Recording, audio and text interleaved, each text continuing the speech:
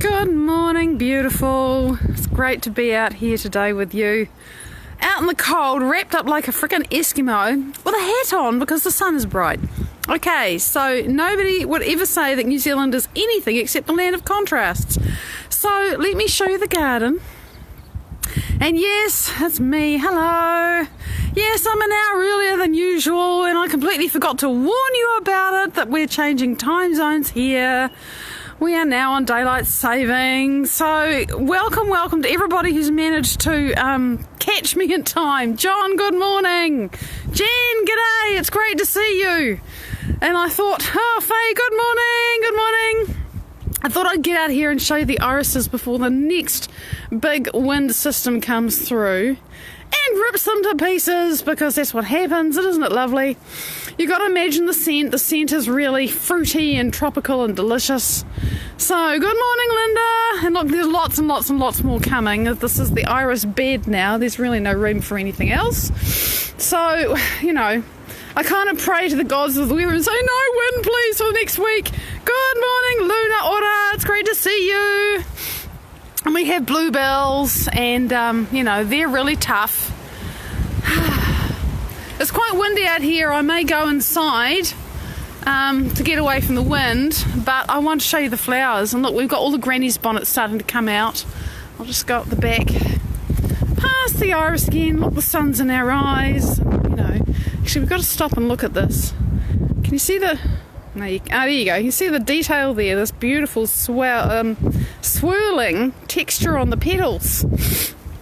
So the sun's out, but it's cold, so I've got gloves on and lots of clothes. It's just kind of funny.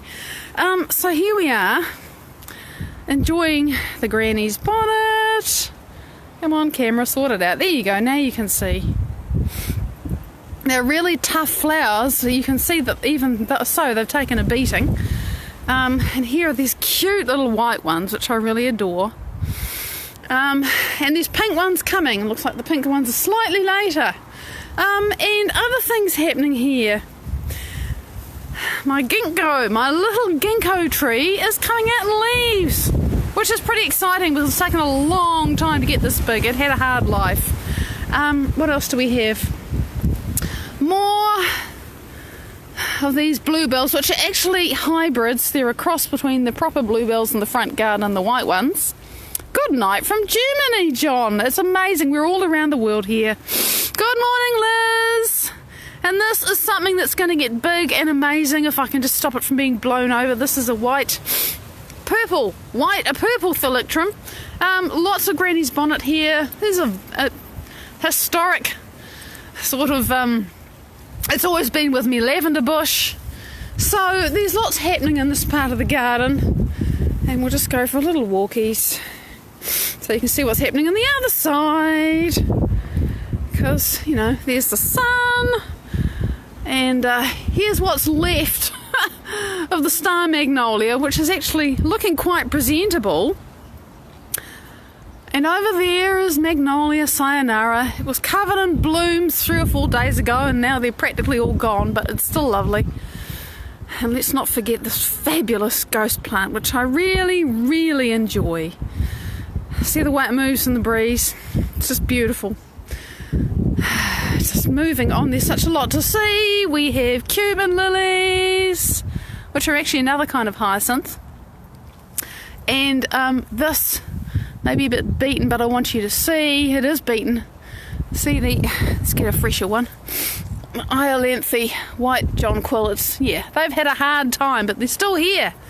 So yeah, it's all happening. But it's definitely spring. It's no longer winter. And see, those are the white bells that have hybridized with the bluebells, and we get sort of in between ones. And let's not forget the soldiers and sailors. Such a lot of colour. See if I can get you a close-up on this. There you go. Now you can see soldiers wear red, sailors wear blue. That's where the plant got its name from. Okay, turn the thing around, get to the topic, Maddie. God knows how long I've spent, but there's so much to see. All right, so last week, good morning, Nora. I can see a little face, and isn't it gorgeous? We're all around the world now. Last week, Amy asked a really good question. Amy actually told me a story which made me feel pretty happy, because it's the kind of feedback that you love to get when you do what I do. But the question that she asked at the end of it, if I frame it properly without, the story was, I'm doing Joe Dispenza's meditation, I'm getting great results, I'm actually having periods of not experiencing roving anxiety, and this is the first thing that's actually worked for me to really master my anxiety. It's like, go Amy, just completely changing your brain and changing your life, and it's awesome. This stuff works, it really does. And you can find that on Fridays live if you want to. You can find the little thread there that we had the conversation, and it's like, woohoo! I know this shit works, but it's really nice that other people tell me that it works for them too. It's great. So the question is, okay, now that I'm doing this, I'm starting to feel really guilty for the time that I spend meditating. What's that about? And I mean, on the surface of it, it's a bit obvious, but at the same time, it's not. And when I say a bit obvious, I mean it's obvious that I'm feeling guilty, but why? Because this is really working for me. This is a really productive use of my time. So why am I feeling guilty? That part is like, no, not obvious. So I was thinking and feeling into this on Friday night, which is when I have to set up my live for Monday, and thinking, well, what is the deal with that? And for me, the obvious thing was, well, clearly, it's about how you spend your time. And probably, like many of us, when you were at some stage in your life, you were pretty deeply programmed with the idea that if you're not doing something, you're not being productive. It is pretty windy out here, isn't it? I better get outside. Otherwise, we'll just be fighting with the sound of the wind, and I'd rather we weren't. It's nice to have choices. So I've got myself hooked up on the fence. Okay, so going inside, because it's quieter in here, and I've shown you the flowers, which is what I wanted to do. So, don't need a hat in here. Okay, right, it's quieter in here, which is always a good thing. Just bear with me. Oh! Okay, I'll completely destroy my little improvised stand. I need 3 hands. I don't have 3 hands. I've got 2. Right. So, you can say, okay, I'm feeling guilty because somebody told me that being, if you're at school and you're sitting looking out the window, clearly you're wasting time. If you're just lying on your stomach in the lawn enjoying the sunshine, well, you should be working, right? So that kind of thing is not too hard to extrapolate. But, a lot of us are pretty smart and we recognise that and think, yeah, but I still feel guilty. I understand this, but I still feel guilty. So it's like, really, okay, we can understand it, but how do you change that? So let me think this through. So the first thing is to realise that most of us have been programmed with the idea that if you're not doing something, if you can't be seen to be being productive, whatever that is, then you're being lazy or you're being wasteful or you're not using time well. And I realised on Friday when I was thinking about this that this topic is really about time. It's really about how I use my time. What is a good use of time? What is a bad use of time?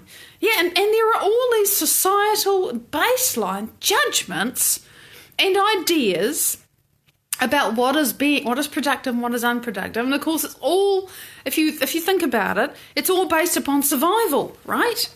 Because if you, for example, work on a farm and you grow your own food, if you don't get the crops in, if you don't look after them, and if you don't harvest them, and if you don't process them and everything else, well, you might not have food and you're going to die. So, there's a lot of survival that gets wrapped around how we use our time. Just always busy, because if I'm not always busy, I'm going to die.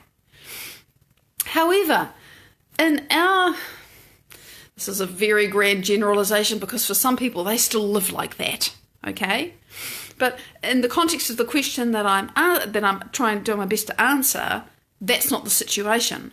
For a good number of us, we are not in that situation where it is necessary or appropriate to be constantly chasing the clock. But I remember, guided meditation. Oh, right, I'm busy. I've got something to do. I'm not just wasting my time. I'm with you, Liz. Although it wasn't like that for me. Joe's meditation is the only sort of meditation I ever clicked with at all. Everything else is like, I don't get this. Probably because I'm quite a doer myself. So, to back off on ourselves and to just think, hang on a minute, what is productive for me in the context of my life? What is a useful way for me to spend my time? And isn't it the most useful and loving thing that I can do, not just for me, but for my entire community, everybody that knows me, everyone that connects with me, whether they connect in person or whether they connect with me virtually, because to me there's no difference. If I'm talking with a person, I'm with them. It doesn't matter if they're on the other side of the planet. But that's just me. What's the most productive use of my time? And I bump into this, by the way. When I was in another lifetime, I remember I was an office temporary, and you got paid for the time you worked. That was the ethos. That was the culture. That was how everybody thought about it back 30 years ago when I was temping.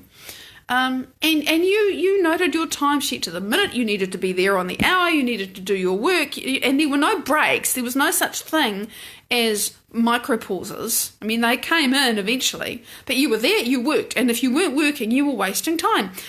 So it was very entrenched. And I remember going to work being horribly sick. As long as you could stand up, you went to work. The whole thing of work is just work. Work is not enjoyable. Work is not about supporting you. It's about you are a commodity. You put in effort, you get hours for your time, and you get dollars for your time. And if you don't do your time, you don't get your dollars. Period. So, contrast that to now, where I realise that, I still have a timer that I start and stop, but I choose when I start and stop it. And I'm a lot less constricted and stressed out, this is work time and this is non-work time. No, I just do things when it flows for me. So, choosing what's right for you and me requires us to recognise when we are choosing because of an old program about what's right, what's appropriate, what's a waste of time, what isn't, and what's actually, what's correct for me. And as I said, I bump into this, like I told you about 30 years ago. I still bump into this today, but it's different. My life is pretty full. It really is. I get up in the morning. I spend about an hour and a half, a little bit longer, the whole process of going into the unified field, doing, what I do, what I don't do, what I am nobody there, doing, allowing to happen what happens there, coming back. I write a bit in a meditation journal because it's valuable for me to recall what happened, and then I rest, or I rest first and then I write. That takes time. And then I get up, I walk to the top of the hill, I do my live, I get my other work hat on, I do stuff there, I have a work meeting, I do more work, there is a lunch break, and all things being equal, I will usually have some slow down time. I might just conk out if I'm tired, because sometimes I get up early and the night's been a bit short, but there's no way I'm going to miss that. So I will probably have some kind of break in the lunch hour. It's actually 2 hours. Sometimes it's shorter. It's malleable for me. I've created a life where I have those choices. And then the afternoon, there's more work, and then there's Facebook, and then there's yoga, and then there's dinner, and then there's more Facebook, and then there's bed. That's it. There is not a lot of spare time in my day, trust me. If I want to meet with a client or do a meeting, I have to push something else out. There's no big gaps where I just put my feet up and think, what am I going to do now? And at times, it's like, oh God, if I didn't spend all this time creating myself and maintaining myself, I could get so much more done. But if I don't create myself and I don't maintain myself, I am no use to you. I know exactly how incoherent I will become and how quickly it will happen if I don't go into the unified field every morning and get myself in shape for the day. I'm really, really aware of what my default mode networks are going to do if I don't, wrangle them and basically tie them down for the day. If you shut them down in the morning, they stay quiet for the rest of the day. Triggers and weird shit apart, it makes such a difference to me. I cannot contemplate a day without doing that. And I cannot contemplate a day without some kind of physical activity, apart from my walk to the top of the hill, which is really just to help me wake up. It's just such a balancing act. I have to nurture and support and look after me. Time spent on me is the most important time in my day. So, and I just remembered I wanted to talk about ease and flow. Oh my God, well, I've still got time. Because we have this program that says you have to be trying, you have to be working, you have to make an effort. And anything that you actually really enjoy and that you can relax into can't possibly be productive. Again, that's that idea that work cannot possibly be something that you really flow in and enjoy and that actually satisfies your soul. There's a lot of themes sort of picked up into this. I've made it a bit wider than Amy's question. But feeling guilty for going into a space that is healing for you and allows you to create yourself and to come out of it a better person who is then more coherent and able to cope with life and be good for the people around you and all of that stuff. Feeling guilty for that can only mean, I think, that you've been programmed that everybody else has to come before me and taking care of myself is the lowest priority, and it's okay for me to struggle and stress and effort and shred myself to get through life. That's how it's supposed to be. And how do I know that? Because that was what I used to believe. It was what I used to feel. I didn't know that I believed or felt that. It was just who I was. It was just how my life was. And I won't accept that anymore. But I had to, I just had to start to observe myself and think, really? Am I going to keep thinking and feeling this way? And really what's true for me? And can I start to choose a little bit more ease and a little bit more flow in my life, to make this constant sense that I've got to be chasing the clock. I must be running. And if I'm not 100% and redlining all the time, that there's something wrong and that I'm wasting time and that someone's going to sort of, you need to work harder. Really? No. So there's quite a deep rejection of that whole state of being and all of the buying into that I used to do. And it took me some time. Now, I didn't have the tools that I do now to move through things. I move through things pretty fast. As soon as I see them, I move through them quickly. But in those days, and I still moved through things quickly when I saw them. It's like as soon as I see something, it's like, oh, okay. But I didn't have the tools to get deep below the programs and really, change myself below the level of what I was able to consider with my conscious mind. So I could make changes at conscious level, but the subconscious and unconscious programs that made me feel scared and uncomfortable and I can't relax here and I want to crawl out of my own skin, I didn't know how to change those. Now I do. And we get much more done. You're right, Nora, when we're working less and we're in flow. And when you're in flow is that state, and I've heard Joe explain this very often. Joe Dispenza, for those of you who don't know who I'm talking about, this man is my inspiration. I'll just say it.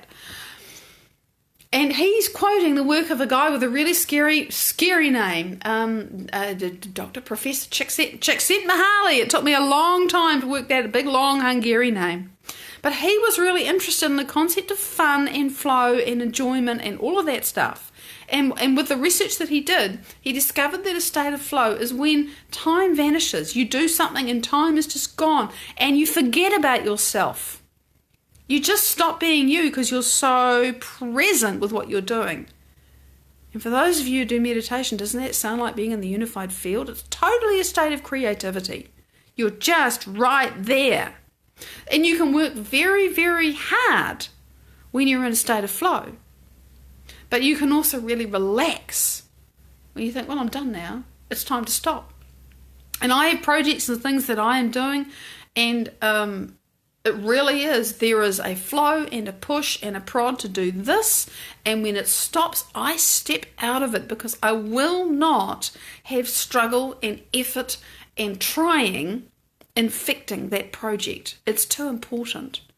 It needs to come from a place of creation and flow, because I'm just downloading a body of work that life wants to express through me. It is not mine. And I'm stuffed if I'm going to work hard at it. Just no. So, if you find yourself feeling guilty for relaxing, understand that that's some of what might be going on for you. To get curious, and I remember I wrote in my answer to Amy, yeah, okay, so somebody somewhere probably programmed you with an idea that you have to be busy to be productive. But underneath the guilt, and this is common for a lot of us, right, especially with guilt, underneath the guilt, you're probably going to find another feeling or two. And one of those feelings that you find underneath the guilt might be a deep and abiding longing to tell whoever it is that's inside your head saying, you need to be busier, to take a flying leap. In other words, you might find that you're angry, or you might find that, pissed off, just out of my space. So just be aware that we have our emotions in layers. And guilt almost always sits on top of something else, usually anger, because somebody has imposed something on you if you're feeling guilty. It's a whole nother discussion. I'm looking at the clock. That's the thing about being inside. I can see the clock a lot easier. It's not hiding in my pocket. I know I'm done. Thank you for joining me early. Oh my God, on my Monday. This will be our time now for the next 6 months. Here in New Zealand, it is daylight savings, our first Monday, and I am up and I'm awake, and it's great to be here. Thank you so much for joining with me. Ask me your questions if you wish. I love to answer them. Big love. I'll see you tomorrow. Bye-bye.